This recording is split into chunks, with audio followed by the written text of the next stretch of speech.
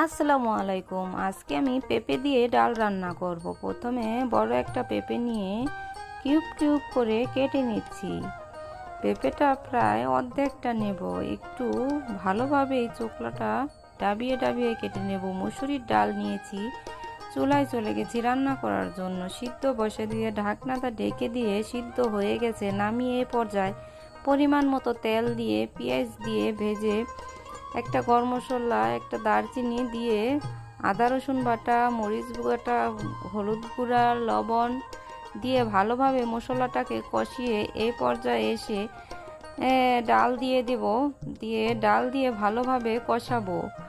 কষানো হয়ে গেলে আমি একটু পানি দিয়ে দেব ভালো করে কষানোর জন্য।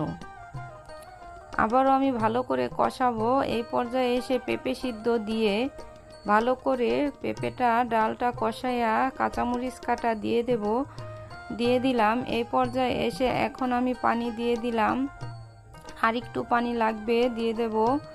দিয়ে ঢেকে 5-7 মিনিট জাল করব। করার পরে আমার রান্নাটা কিন্তু কালারটা খুব সুন্দর এসেছে।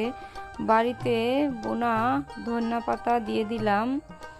দিয়ে এই পর্যায়ে এসে জিরার গুঁড়া দিয়ে দিলাম। দিয়ে এখন আমার রান্নাটা প্রায় হয়ে এসেছে, নামিয়ে নিয়েছি। দেখুন কালারটা কি সুন্দর এসেছে। আমি একটু খেলাম, অসাধারণ স্বাদ হয়েছে।